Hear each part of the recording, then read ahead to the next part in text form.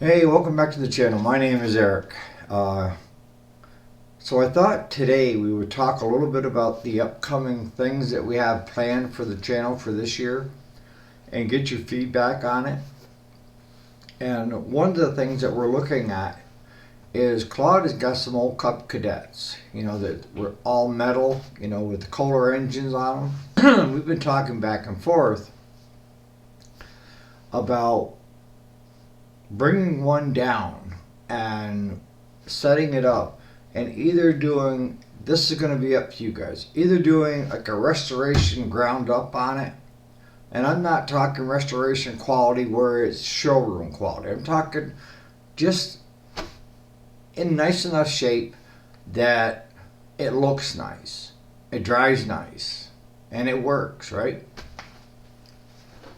So we thought about doing that with it, or going crazy, building machines from machines, and like putting the big tires, oversized tires or dualies in the back, like a dragster type thing, where Claude at one point, and he told me he still has the frame, but he took a 3-cylinder Kubota engine, put it on like a go-kart, if you can picture this, and he had a Chevy, 38 Chevy 3-speed transmission, and it had the leather versus the universal, and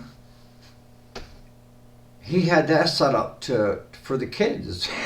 So, but I thought, run it by you guys and see what you think about possibly entertaining something like that, whether it's, trying to do a build from the ground up or just having fun and going crazy with stuff. Of course, we have to do it in between our day job here, but like right now, things are kind of slow.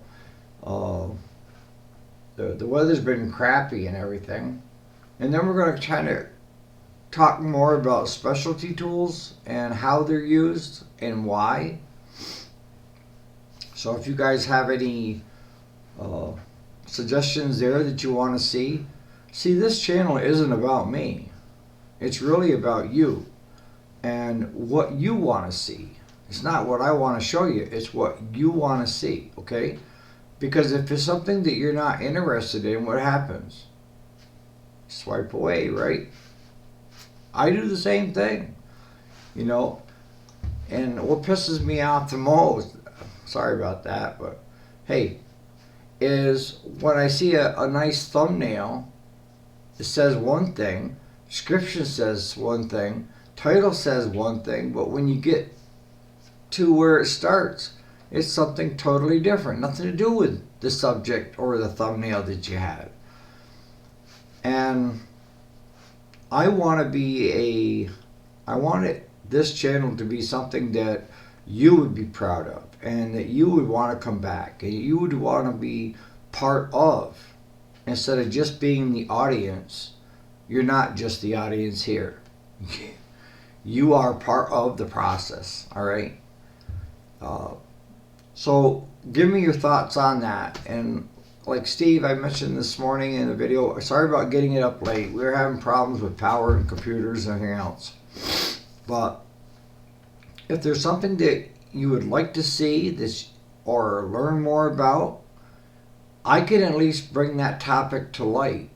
And what I love about this channel is, we have a lot of experience here of people that will add to mine or say something, to help mine, or something that's totally the opposite.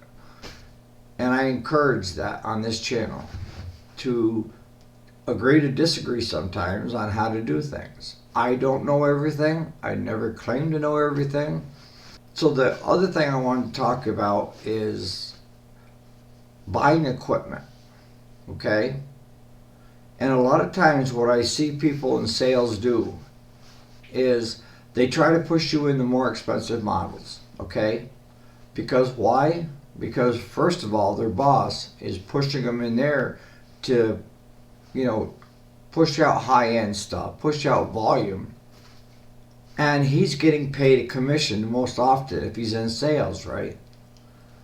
And my son, when he first got into sales for a Ford dealership, he was picking my brain, and asking me, how he should approach it.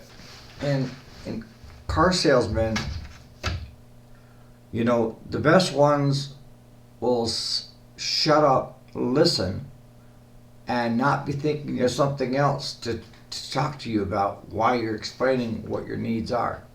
And I explained to my son, I said, the first thing you need to do is say, what are you going to use it for?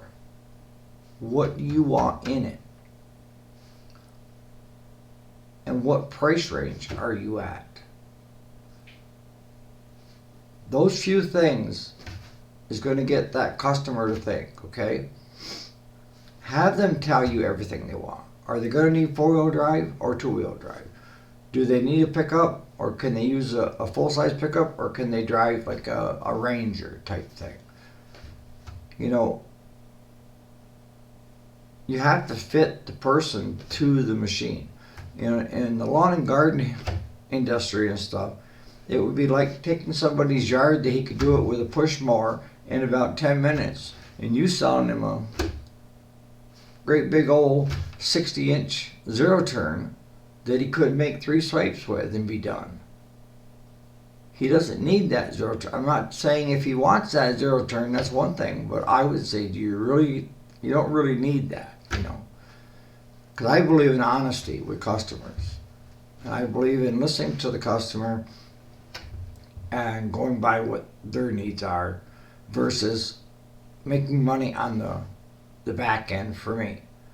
If you're so concentrated on making money and trying to sell all the accessories and this and that, then in the end you'll be a poor salesman and people won't want to deal with you because you'll tend to come off as pushy and not listening to their needs and trying to put them in over their heads on something they can't afford. So on that note, I'm going to start wrapping it up. I got to go up and feed cows.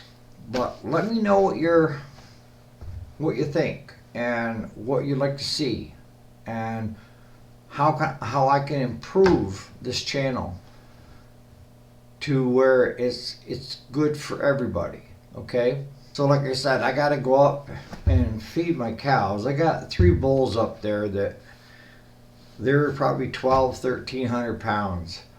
Sometimes they get aggressive, so sometimes that's why I've got this on.